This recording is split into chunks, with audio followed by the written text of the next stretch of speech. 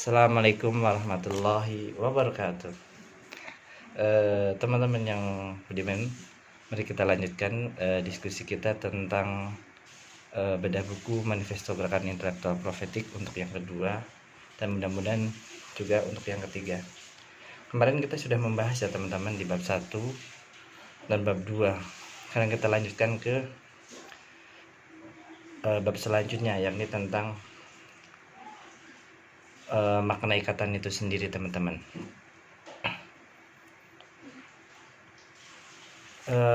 Bahwa dalam ikatan itu yang biasanya kita kenal bahwa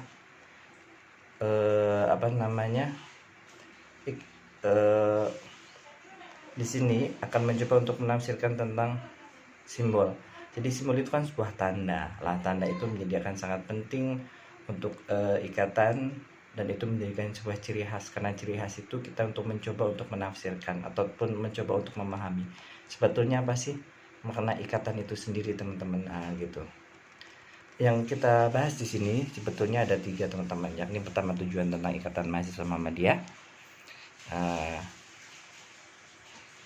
yang kedua tentang 6 penegasan Ikatan Mahasiswa Muhammadiyah, dan yang ketiga tentang semboyan Ikatan Mahasiswa Muhammadiyah. Kita bahas yang pertama ini tentang tujuan Ikatan Mahasiswa Muhammadiyah. Tujuan itu merupakan cita-cita gitu, cita-cita jangka panjang sebuah organisasi. Karena jangka panjang sebuah organisasi, maka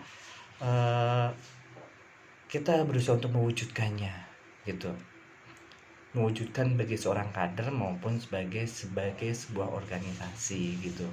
Apa sih tujuan Ikatan Mahasiswa Muhammadiyah itu? Gitu. Tujuan Ikatan Mahasiswa Muhammadiyah adalah sebagai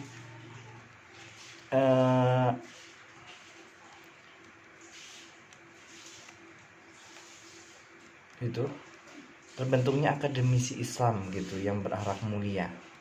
Mengusahakan terbentuknya akademisi Islam sesuai dengan bab 2 pasal 6 Anggaran Dasar Muhammadiyah, Anggaran Dasar Ikatan Mahasiswa Muhammadiyah, mengusahakan terbentuknya akademisi Islam yang berakhlak mulia dalam rangka mencapai tujuan Muhammadiyah. Berarti automatically di sini bahwa apa yang dilakukan oleh Ikatan Mahasiswa Muhammadiyah itu adalah untuk tujuan Muhammadiyah. Sedangkan tujuan Muhammadiyah itu apa? Baldatun thayyibatun wa rabbun ghafur, gitu. Negeri indah, adil dan makmur dalam naungan Tuhan yang Maha Pengampun. Itu tujuan Muhammadiyah itu sendiri, atau dikatakan itu adalah masyarakat idealnya Muhammadiyah gitu. Gitu ya. Itu cita-cita. Terus apa sebetulnya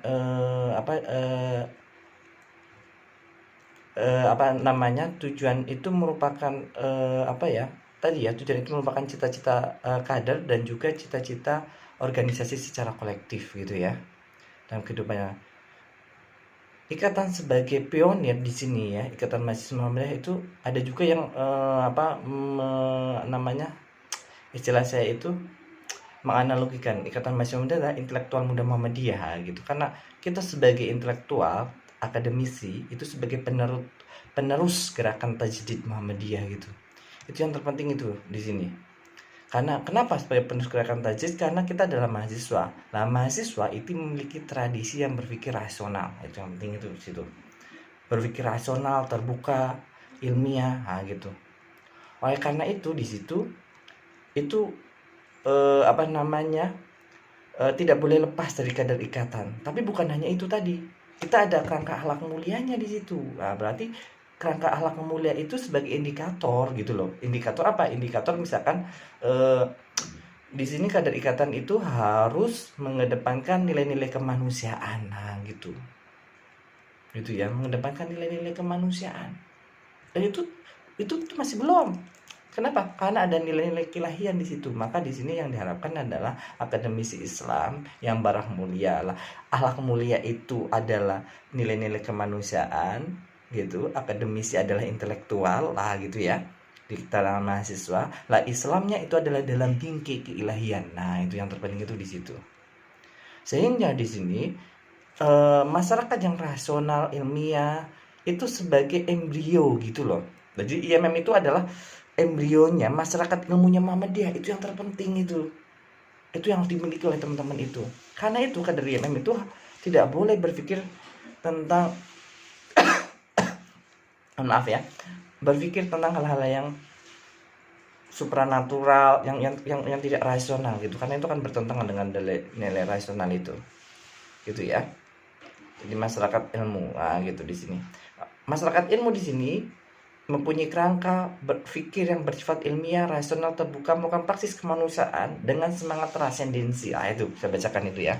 Gitu. Masyarakat ilmunya kita itu tujuannya adalah membentuk masyarakat ilmu ya, dengan nilai keilahian, bertindak kemanusiaan, gitu. Tapi rasional, ilmiah dan terbuka. Itu karena sifat-sifat itu. Hal yang sama juga dengan gerakannya gitu. Kalau dari sini gerakan ikatan adalah gerakan keilmuan gitu loh, gerakan pembangunan peradaban. Nah, kalau sekarang itu dalam Muhammadiyah itu sudah mulai adanya gerakan literasi lah. Kita mencoba untuk melakukan gerakan literasi lebih bagus lagi gitu. Itu ya. Itu yang dilakukan oleh ikatan itu seperti itu. Itu sebagai kesadaran bahwa seorang kader itu seperti itu, dan juga sebagai sebuah eksistensi sebuah organisasi ya gitu. Itu yang pertama ya, tentang tujuan ikatannya. Selanjutnya yang berhubungan selanjutnya juga dengan warna merah ya, karena memang tadi saya mohon maaf ya cuma menyebutkan 3, tapi ada beberapa warna yang identik dengan Muhammadiyah, yakni warna merah. Nah, warna merah ikatan itu sejarahnya itu adalah dikemukakan oleh Ahmad Mansur Suryanegara. Siapa sih beliau? Beliau adalah seorang sejarawan, guru besar di Universitas Pajajaran Bandung gitu, dan pendiri Ikatan Mahasiswa Muhammadiyah Bandung. Menurut beliau bahwa warna merah itu didasari dengan 2 alasan gitu. Yang pertama adalah sebagai nuansa Islami gitu ya, nuansa Islami. Kenapa nuansa Islami? Karena warna merah ini adalah identik dengan nilai-nilai keislaman. Gitu warna Islam itu seperti itu. Yang kedua, warna merah adalah sebagai manifestasi sifat Ar-Rahman dan Ar-Rahim Tuhan gitu, yang diturunkan dalam perempuan ntar menjadi rahim, gitu. Itu warna merah ikatan itu seperti itu. Jadi warna yang sangat ideologis dan transenden sekali gitu. Ideologis itu tentang nilai-nilai keislaman itu sendiri, transenden itu berhubungan dengan ketuhanan. Nah, warna merah, contohnya pengaplikasian warna merah dalam bentuk awal kali perkaderan itu adalah dengan menggunakan, sebelum namanya Darul Arqam Dasar itu kan biasanya ada perkaderan awal atau pra perkaderan gitu. Nah, nama perkaderan itu adalah Makasa itu. Yang sekarang teman-teman kenal itu Masta atau Mastama dan yang lain itu. Apa sih kepanjangan Makasa itu? Masa kasih dan sayang. Gitu. Karena ini sebagai implementasi dari sifat Ar-Rahman dan Ar-Rahim gitu. Karena lahirnya Makasa itu sebagai antitesis terhadap perpeloncoan mahasiswa baru yang pada waktu Imam lahir gitu. Jadi Imam lahir itu dengan gerakan kemanusiaan. Itu yang terpenting itu di situ. Gitu ya. Dan nama perkaderannya itu Makasa. Itu yang sangat penting. Sebagai tadi ya, penerjemahan terhadap proses kasih dan sayang calon kader ikatan, sehingga memiliki kesadaran untuk melanjutkan ke jenjang perkaderan yang lebih tinggi di ikatan. Itu Makasa itu seperti itu. Itu ya. Tadi coba warna merah itu mengacu pada sifat Allah yang Ar-Rahman dan Rahim ya. Pembangunan warna merah dan ikatan juga penurunan sifat Ar-Rahman dan Rahim Allah, habis itu menjadi Rahim. Nah, berarti otomatis ketika ingin membahas warna merah, kita tidak bisa dipisahkan dari aktivitas Rahim, teman-teman. Itu yang terpenting itu. Kenapa? Karena manifestasi gerakan ikatan itu filosofinya menurunkan dari rahim gitu derivasinya. Terus bagaimana, apakah aktivitas yang ada di rahim? Berarti di sini bahwa di rahim itu adanya berproses. Itu berarti kader IMM itu berproses. Tadi itu yang terpenting itu. Berproses untuk apa? Untuk menjadi lebih baik. Itu mengurangi sifat-sifat negatif menjadi positif itu.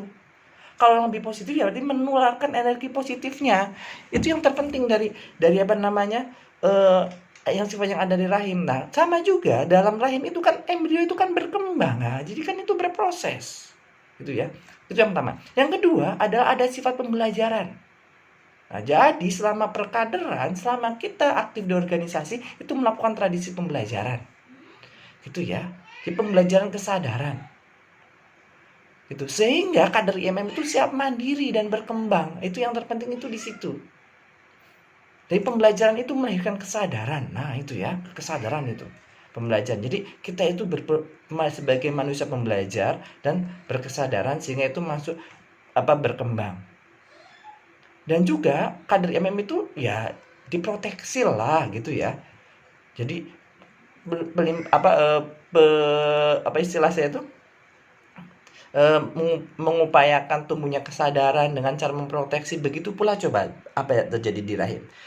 Ketika 9 bulan bayi itu baru melahirkan, nah bayi itu siap keluar. Hal yang sama juga sama. Ketika dia minimal dia harus bisa menjadi pimpinan komisariat agar dia dengan nilai ideologis yang dia miliki itu gitu. Itu penting. Gitu ya. Itu. Yang selanjutnya itu tentang aktivitas di rahim ya. Yang selanjutnya tentang warna merah juga. Ingat, warna merah itu adalah cerminan sifat kasih dan sayang gitu ya. Kasih sayang itu. Tapi di sini bukan hanya itu aja. Karena itu warna merah sifat sifat kasih dan sayang, juga sifat yang selalu dia tuh berproses terus-menerus gitu. Tadi, sifat berproses terus-menerus untuk menuju kepada kesempurnaan. Itu ya. Itu sebagai terbitan warna merah itu di situ. Dan selanjutnya tentang tentang warna merah itu tadi kan identik juga dengan warna putih ya. Warna merah dan warna putih. Tapi kita dulu dengan warna merah, kita selesaikan. Nah, warna merah itu adalah apa? Warna baju perangnya Rasulullah sama panji perangnya Rasulullah itu warna merah. Jadi ini saya dengarkan ketika kita silaturahim kepada Pak Zulkabir di Bandung pada waktu itu, menceritakan tentang sesungguhnya baju perang Rasulullah umbul-umbulnya itu warna merah. Dan ketika Aisyah melihat Rasulullah pakai warna merah, wah ganteng sekali gitu lah. Nah, gitu. Itu yang terpenting itu di situ. Nah, di warna kesukaan Rasulullah itu warna merah itu di situ. Intinya menurut saja warna merah adalah kesadaran sejarah agar kita itu menjadi lebih baik. Ya, itu salah satu simbol warna ikatan itu di situ. Yang selanjutnya warna merah kan itu selalu bersampingan dengan warna putih ya, karena warna putih itu adalah warna yang sangat islami gitu. Kenapa saya islami? Saya katakan karena warna putih adalah warna agar kita ketika kita akan menghadap kepada Tuhan. Contoh misalkan ketika kita naik haji, kita menggunakan baju ihram warna putih. Yang pertama. Yang kedua, ketika kita sholat Jumat, kita disunahkan menggunakan warna putih. Dan yang ketiga, ketika kita besok menghadap Ilahi Rabbi, itu dengan kain putih. Kecuali adalah orang-orang yang dia itu berperang di jalan Allah. Nah, gitu. Jadi seperti itu ya. Itu warna merah itu, warna putih itu menjadi spirit seorang kader itu di situ. Nah, itu dari warna merah dan putih ya, salah satu simbolnya ya. Warna merah ikatan itu di situ. Yang selanjutnya tentang anggun dalam moral dan unggul dalam intelektual lah, itu sebenarnya ikatannya. Itu adalah sebuah kata yang sangat ini ya, sangat istilah saya itu sangat inilah, sangat majemuk dan juga memiliki makna yang tinggi gitu ya. Di situ anggun dalam moral dan unggul dalam intelektual lah, ini salah satu simbol juga gitu. Ini merupakan istilah saya itu ya mungkin kalau saya menafsirkan kalau dalam kerangka berpikir mungkin kurang sesuai gitu loh. Kenapa sekarang kerasunya loh, kan anggun itu kan persoalan estetika gitu ya, sedangkan unggul itu persoalan epistemologi dalam kerangka berpikir filsafat. Kenapa harus estetika terlebih dahulu gitu? Maka saya mencoba untuk mengusulkannya dibalik aja lah gitu, menjadi unggul dalam intelektual dan anggun dalam moral. Tapi perlu ada tindakan praksisnya, itu apa? Radikal dalam gerakan. Nah itu ada tambahan seperti itu. Itu mencoba untuk mempraksiskan gerakan IMM itu seperti itu ya. Nah itu seperti itu, karena itu ya maka tinggal dibalik aja lah. Teman-teman mau sepakat atau tidak, walau terserah. Yang sebenarnya adalah trilogi ikatan. Nah, trilogi ikatan itu lahir dari mana teman-teman gitu ya? Trilogi ikatan itu lahir dari 6 penegasan, bro, gitu ya. 6 penegasan yang ada di Ikatan Mahasiswa Muhammadiyah itu sendiri. Itu. Trilogi ikatan itu bersifat integral ya, tidak bisa dipisahkan antara satu dengan yang lain. Apa yang kita lakukan adalah mengamalkan dari trilogi itu, bukan mengamalkan satu persatu, tapi ketiga nilai itu sendiri. Gitu ya. Trilogi ikatan merupakan intisari dari deklarasi Kota Barat atau Dikobar ataupun 6 penegasan gitu. Itu ya. Saya bacakan ya di Kobar itu. Yang pertama bahwa IMM adalah sebagai gerakan mahasiswa. Itu sebagai keterangan apa yang kita lakukan menjelaskan identitas organisasi kita. Yang kedua, kepribadian Muhammadiyah sebagai landasan perjuangan IMM. Nah, di sini itu yang menegaskan kenapa logo Muhammadiyah di lambang Ikatan Mahasiswa itu adalah ditaruh di bawah, bukan ditaruh di atas gitu. Kalau di atas itu bukan menjadi landasan gitu ya, tapi menjadi menyinar, kan beda. Lah di sini kan sebagai landasan. Berarti di sini adalah kepribadian Muhammadiyah itu menjadi landasan perjuangan.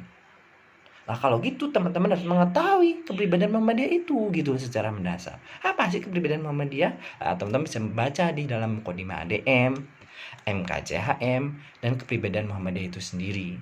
Tapi intinya teman-teman harus menguasai esensi Muhammadiyah. Apa sih esensi Muhammadiyah sebagai gerakan tajdid gitu. Gerakan pembaharu. Berarti di sini IMM itu sebagai penerus gerakan pembaharu gitu. Itu poin nomor 2. Yang selanjutnya, nomor 3, IMM itu adalah sebagai eksponen mahasiswa dalam Muhammadiyah dan sebagai stabilisator dan dinamisator itu. Jadi fungsi IMM itu ada sebagai eksponen gerakan mahasiswa yang ada di Muhammadiyah. Yang keempat, bahwa praksis gerakan kita adalah ilmu amaliyah dan amal ilmiah. Nah, itu penting itu. Jadi amal kita berupa keilmuan. Dan yang kelima adalah yang selanjutnya yang kelima ya, IMM adalah organisasi yang syah mengindahkan segala bentuk hukum, perundang-undangan, peraturan, dan falsafah yang berlaku di negara. Berarti di sini apa yang dilakukan oleh Ikatan Mahasiswa Muhammadiyah adalah selaras dengan hukum dan undang-undang negara. Karena selaras dengan hukum dan undang-undang negara, maka kita tidak boleh menentang negara. Yang berhak adalah mengkritisi, apalagi mengganti falsafah negara. Misalkan seperti, kita nggak sepakat, kita ingin menjadi khalifah negeri khilafah Islamiyah. Tidak bisa. Gitu. Yang selanjutnya, yang keenam, yang terakhir adalah amal IMM itu dilahirkan dan diabadikan untuk kepentingan nusa bangsa, agama nusa dan bangsa. Nah itu untuk kepentingan. Jadi apa yang kita lakukan adalah untuk kerja kemanusiaan dalam rangka menciptakan baldatun thayyibatun barakahun kufur di Indonesia. Gitu. Coba kalau Indonesia menjadi negara yang damai, negara yang maju, nah dengan semangat nilai-nilai Islam berkemajuan dan nilai-nilai ikatan pasti kan sangat luar biasa teman-teman. Oke ya, itu dari sini di Kobar, ketika saya mencoba untuk memahami itu di sini dari Dekobar itu adanya muncul gitu ya, ada harapan besar dari Muhammadiyah dan bangsa terhadap ikatan di sini. Karena IMM itu lahir karena sebuah harapan. Nah, gitu. Harapan Muhammadiyah yang pertama karena IMM itu adalah penerus gerakan tajdidnya Muhammadiyah. Gitu. Maka dari Dekobar itu memunculkan theology of hope. Gitu. Jadi IMM adalah sebuah harapan. Lah harapan bangsa karena IMM itu harus memberikan kontribusi positif terhadap bangsa. Karena lahirnya IMM itu adalah era developmentalism awal. Karena era developmentalism awal gitu ya, pada pembangunan itu ada tugas-tugas kemanusiaan dan tugas-tugas keahlian dari proses pembangunan itu.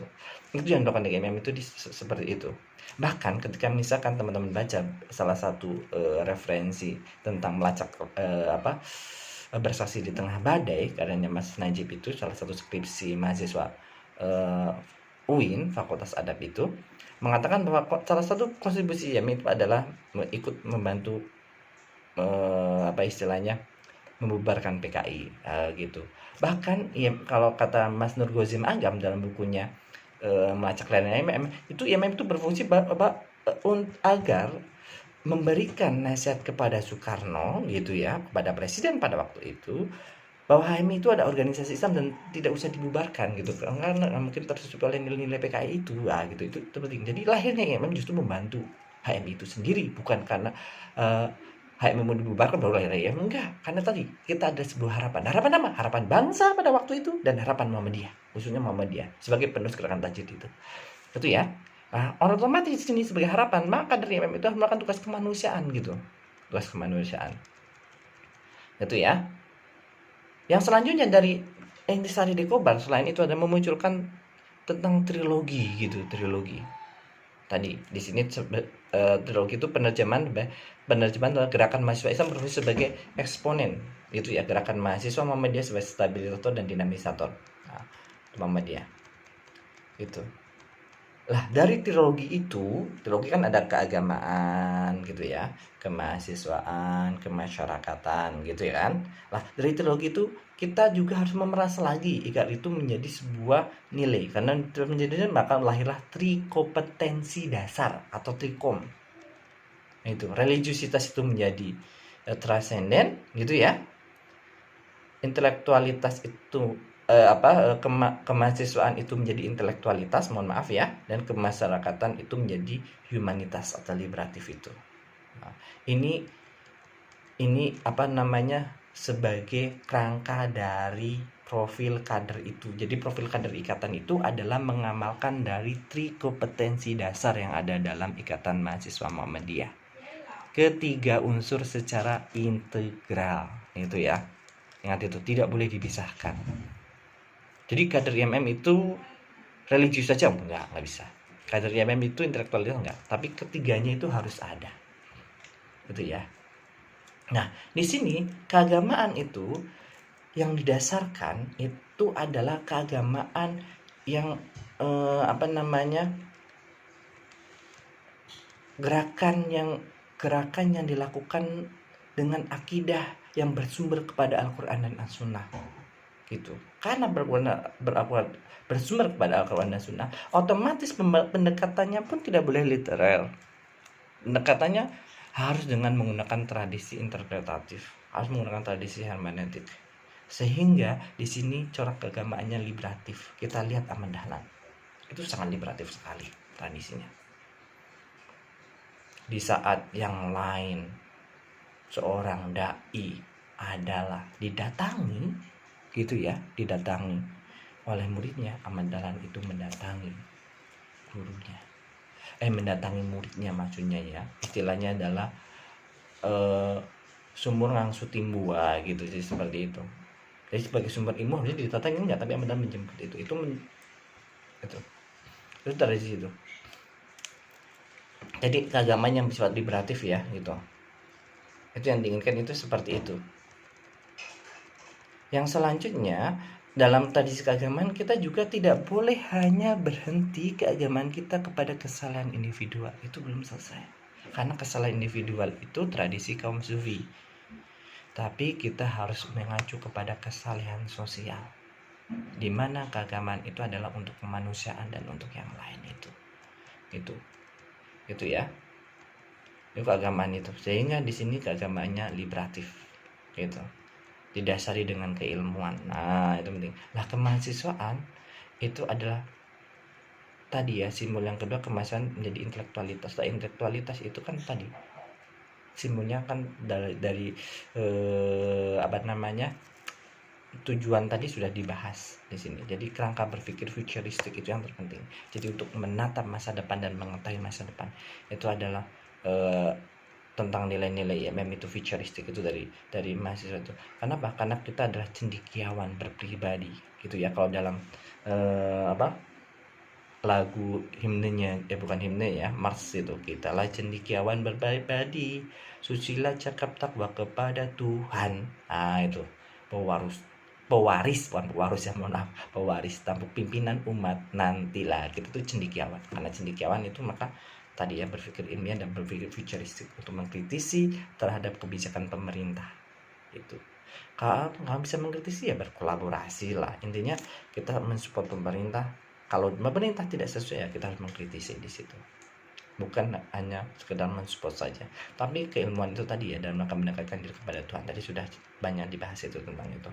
Jadi sebagai seorang mahasiswa itu nggak boleh kupu-kupu gitu ya. Apa sih kupu-kupu? Kos kampus, kuliah pulang nggak boleh, tapi harus aktif di masyarakat. Kalau di sini gerakan keilmuannya dengan ketika cendekiawan, kalau kata Prof Kunto, adalah seperti menanam pohon jati, bukan pohon pisang. Nah, itu yang penting itu di situ. Gitu ya. Nah, kader IMM itu yang seperti itu yang diharapkan. Oke, yang selanjutnya kemasyarakatan. Nah, kemasyarakatan itu adalah tradisi liberatis dan humanis itu.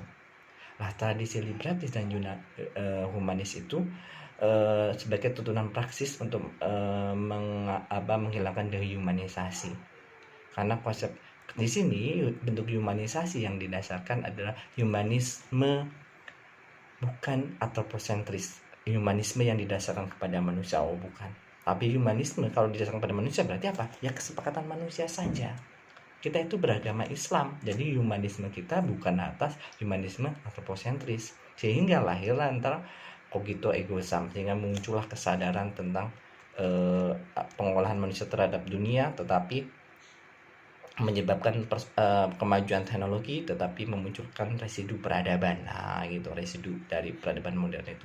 Oleh karena itu, humanismenya adalah humanisme teo atau posentris, humanisme yang didasarkan dengan nilai-nilai ketuhanan. Nah, di sini gitu ya. Karena humanisme didasarkan nilai-nilai ketuhanan, di sini berarti humanismenya berfungsi untuk meningkatkan lagi nilai-nilai kemanusiaan kita sesuai dengan tadi filsafat manusia kita yang kita bahas pada bab 1 itu ya. Itu jadi kita itu tidak terikat oleh struktur. Kenapa? Karena kita yang membentuk struktur itu, kesadaran itu ya. Karena humanisme atau posentris itu humanisme yang kesadarannya terbentuk karena manusia terikat oleh struktur gitu.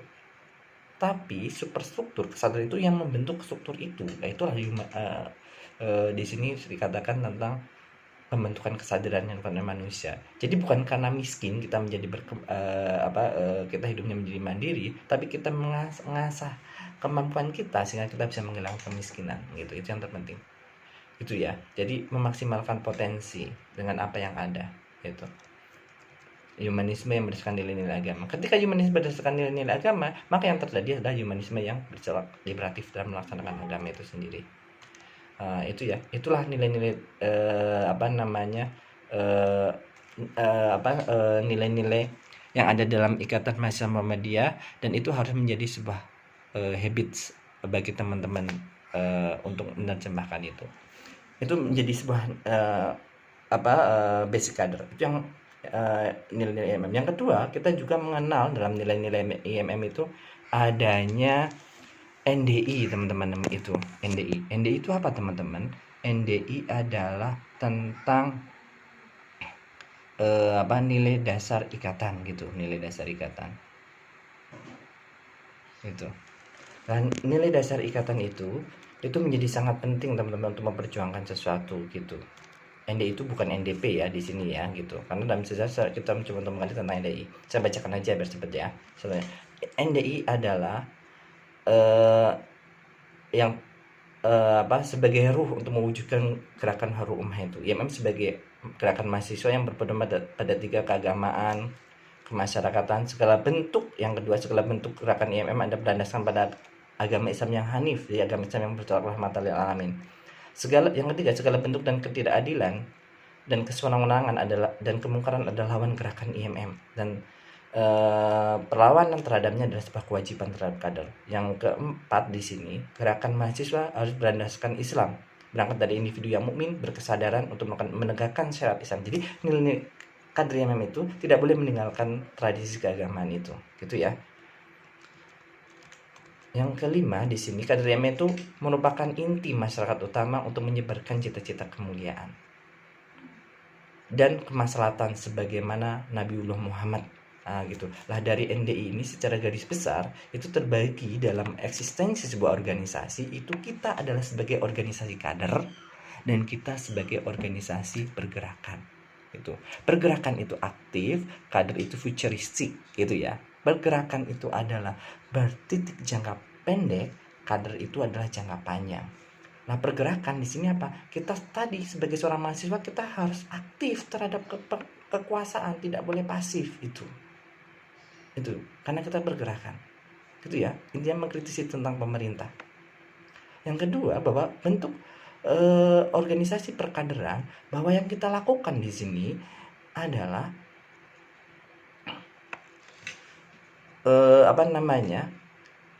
untuk meneruskan tradisi Muhammadiyah gitu.